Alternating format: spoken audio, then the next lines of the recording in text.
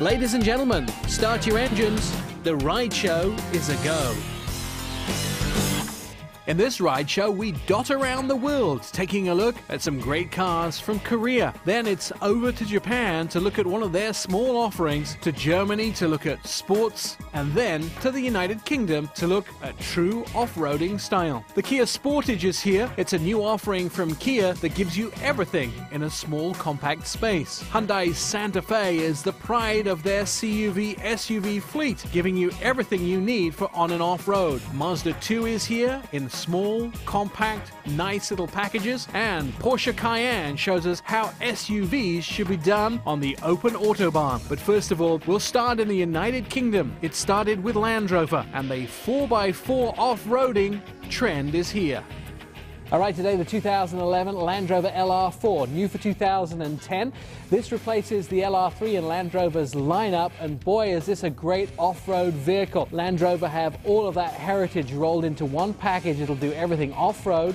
It'll give you luxury on-road with a new engine under the hood, which is as fast and as powerful as the 2009 Supercharged.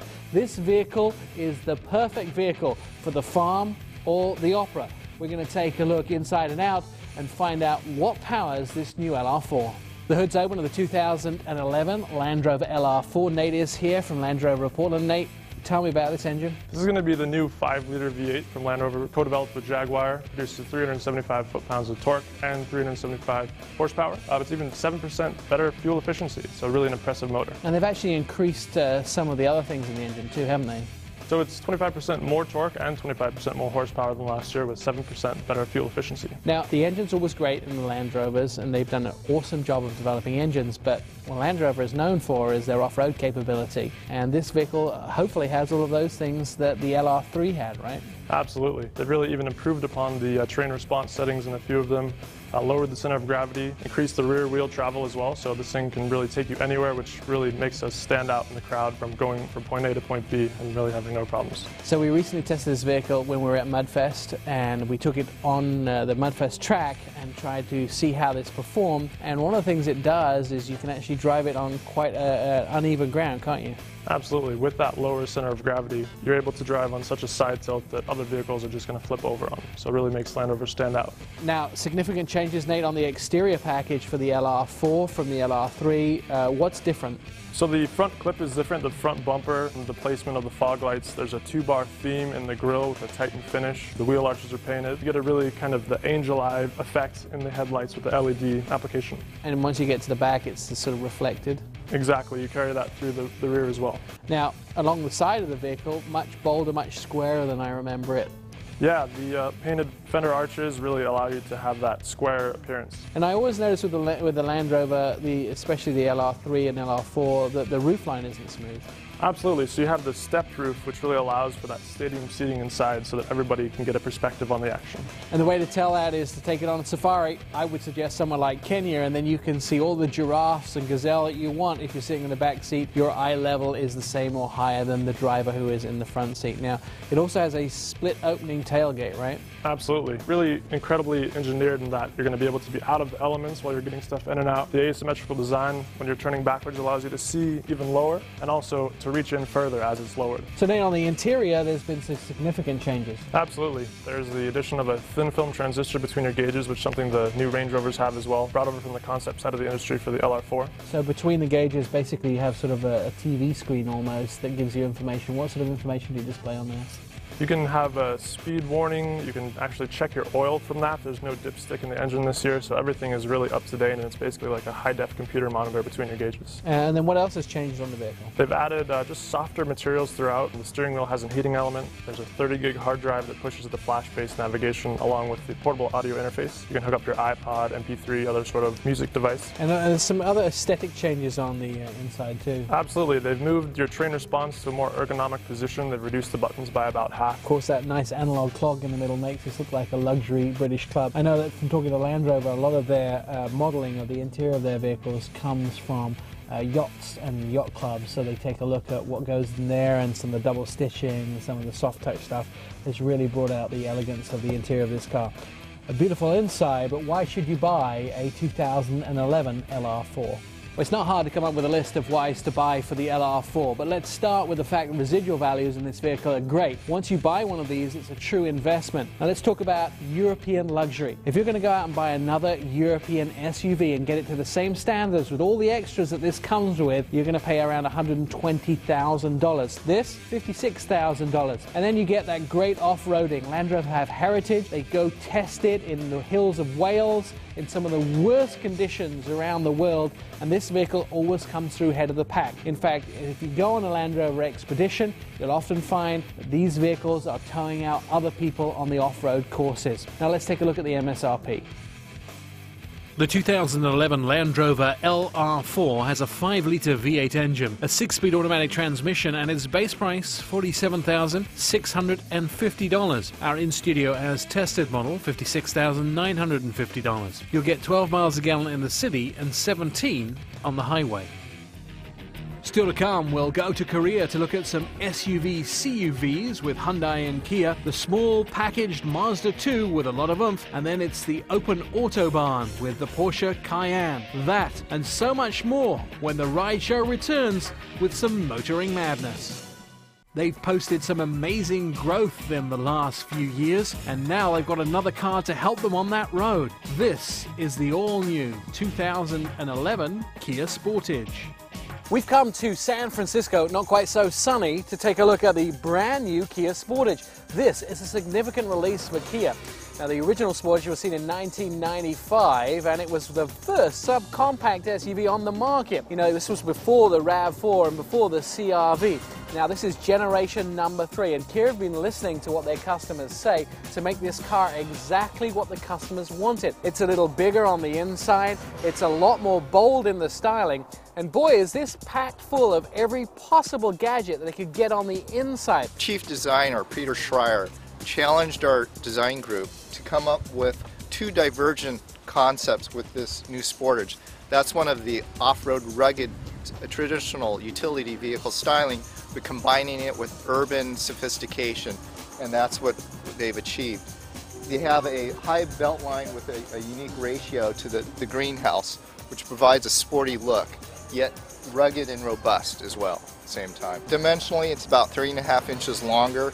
We've put some of that into the rear cargo room, trying to manage the overall size, kind of tweak the packaging to give it the sporty look, but yet not lose too much functionality. When we went out and researched, they got the message that this is definitely a different kind of utility vehicle, one that styling is a key part of the vehicle. And they love the front end, the way the headlamps and the grille all integrate well. Again, it gives a robust feeling, kind of an athletic feel, but yet with a more stylish and sophisticated design. We have a standard, the 2.4-liter Theta 4-cylinder engine. It comes standard with 176 horsepower, 168 pound-feet of torque. Provides more power or horsepower than the old V6 engine. In comparison to the 4-cylinder, towing capacities up to 2,000 pounds as well from 1,500 before. So it has a great balance of power, fuel efficiency, because mileage is up now with 31 on the highway, so it has class-leading fuel ratings, as well as affordability. You know, you could bring more technology, and for those who do want that, coming later this year, we're introducing a 2-liter turbo GDI engine for those who really want the best of everything, more power, more fuel efficiency. So I mean, it's exciting what's going to be coming. A lot of people said, boy, the Sportage is nice, but what about some of the equipment? Well, we really went to town. I mean, it has push-button start, it has a panoramic sunroof, there's dual climate control with an ionized air filtration. You know, there's an upgraded 240-watt stereo. There's really a lot to like about this vehicle. One of the pillars of Kia has always been a value, a safety, you know, practicality. But what we wanted to do was also start to introduce technology Some of the most recent Kias, we have Bluetooth standard on them, satellite radio, and UVO is kind of the next step, you know, an infotainment system that's just not gadgets, that actually helps with the driving, allowing the customer or driver to interact with the vehicle with their keeping their attention on the road. From one little Korean package to another great Korean package, they put it all on the line with this CUV. It's the brand new Santa Fe from Hyundai. The 2011 Santa Fe is Hyundai's mid-priced crossover SUV, and it shows why the Korean automaker giant has posted impressive sales growth in the United States over the last several years, coming up to challenge the dominance of the Japanese brands. The Santa Fe offers premium luxury starting at just $24,695. This crossover comes standard with a 2.4-liter 16-valve engine that delivers 175 horsepower and 169 pounds-foot of torque. Fuel economy is excellent at 21 miles a gallon in the city and 27 on the highway. Like all modern SUVs, you can expect to be comfortable in a new Hyundai Santa Fe. SUVs are about safety, and Hyundai has put it all in the Santa Fe. We'll take a look at one of Porsche's best offerings and more when the right show returns. Everything's going all electric. Due to environmental and economic concerns, there's been a movement to reinvent personal transportation, to somehow take the automobile out of the environmental equation without adding expense or drastically altering our lifestyle. So later this year, we will see the newest generation of electric vehicles out on the road. The Volt is still an automobile, still has 4 doors, is expected to do everything a normal automobile can do without compromise. And as such, still had the look and feel like an automobile and function like people expect an automobile to function, but do it in a completely different manner. The current gas-powered internal combustion engine that runs today's automobiles has the luxury of 100 years of trial and error. Today's electric vehicles have only a couple of decades of on-again, off-again research, and only in the past couple of years, with the advent of powerful lightweight lithium-ion batteries, have they become truly feasible. It's something that is pretty easy to use, but the sophistication that underlies that surface is amazing. You can go literally through thousands of iterations in math to optimize a design, where in the old days we had to make something in the shop, we would bring it out and test it. Literally you can do hundreds much less expensively, much faster, to get to a far better state of design much more quickly than with the old method. Batteries have been running non-stop at General Motors' state-of-the-art battery lab to simulate a 10-year lifespan, and the brains of the Volt computers and other electronics are being tested here at the High Performance Computer Center. Behind me in this room are 10,000 processors, some of which are water-cooled because of the heat they generate, which solve millions of equations, millions of times a second, to simulate new vehicle development like the battery or electric motors or the software controls that are in the Volt. This is what it takes to develop the new propulsion strategy in just a few years rather than in several decades. So will the Volt and its electric-powered brethren reinvent transportation? The Volt is on schedule to hit dealer showrooms later this year. From alternative power and the Chevy Volt to making sure you have the right gear. So I'm here with Patrick, and we're here to talk about helmets, because this boy, he knows helmets.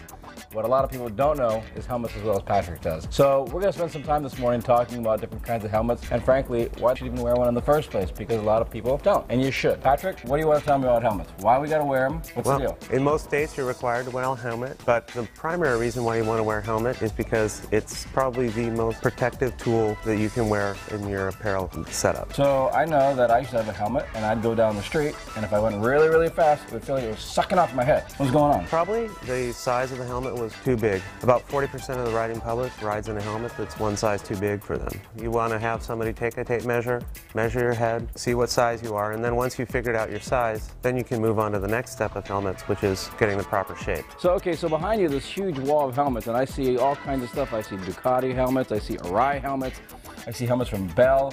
What's the deal? I see price tags that are, almost $1,000 for a helmet, and I see stuff that's $99. So How can there be a $99 helmet and a $1,000 helmet? When you're looking at like a $99 helmet, as long as it passes snow, it's probably still a good helmet. As you move higher into the price range, what you're paying for is higher levels of protection. You're paying for a complex laminate system, so you're going to have fiberglasses, carbon fibers, and aramid fibers or Kevlars mixed together to create a shell that's very, very durable and can take a lot of punishment. And that's, when you're thinking about protecting your head, that's things you want to be considering. The overall helmet construction and how does it deal with the energy of your head hitting the ground.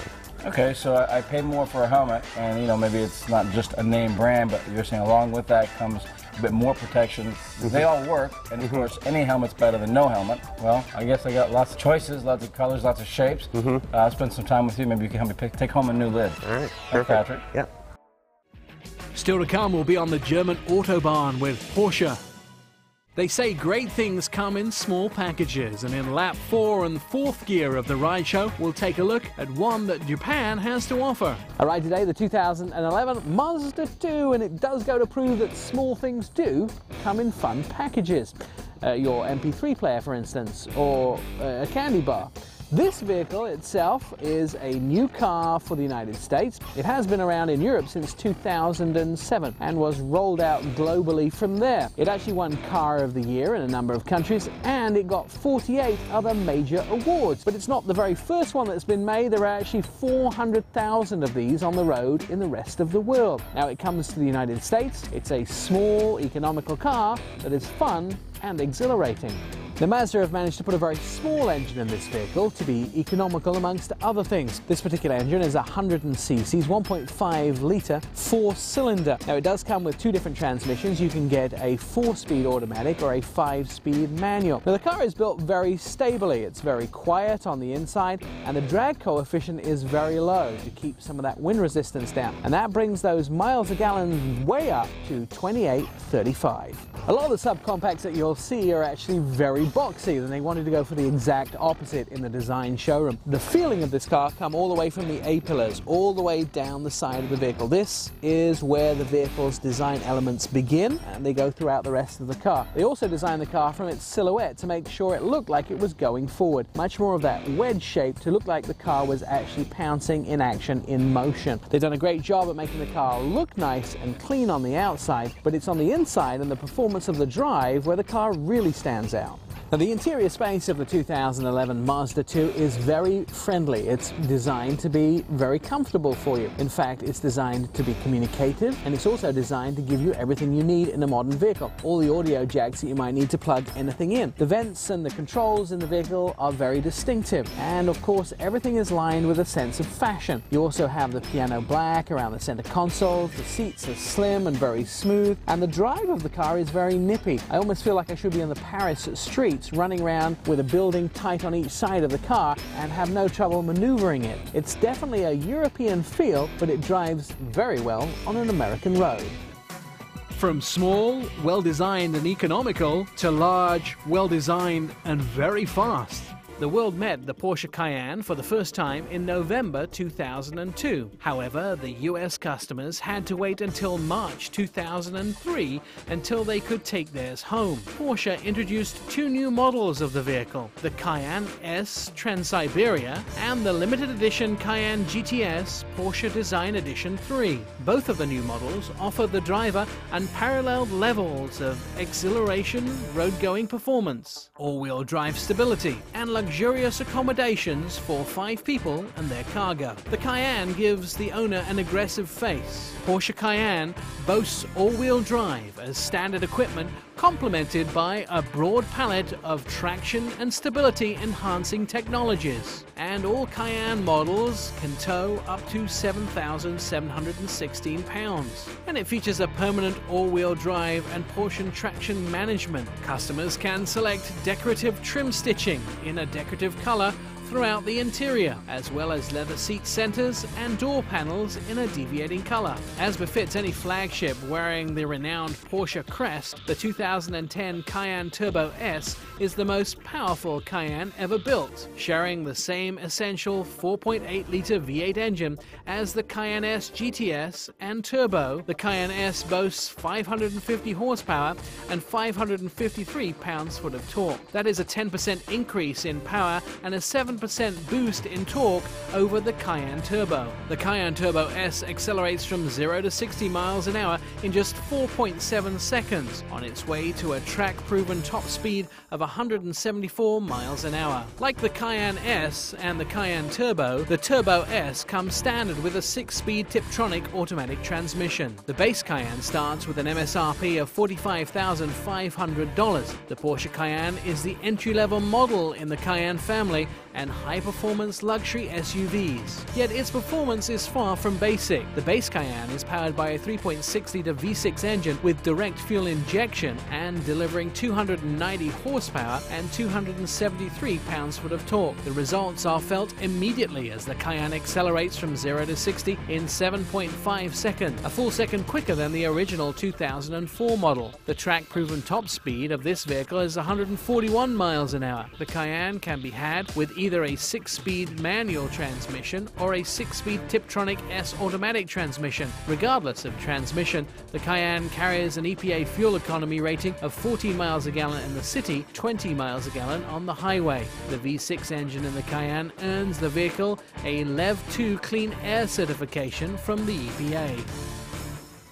Well, we hope you've enjoyed our trip around the world, taking a look at some of the best cars that are on sale. You can see this segment and any other of these segments that we've done on The Ride Show at our website, which is therideshowtv.com. Check out my YouTube site for the last 4 years of car reviews. You can catch us on Facebook, Twitter, or MySpace. And of course, anytime you want, drop us a jingle and tell us what cars you would like us to review as we go through the world, taking a look at horsepower and some of the best economy cars on the road. Until then, bon voyage, baby.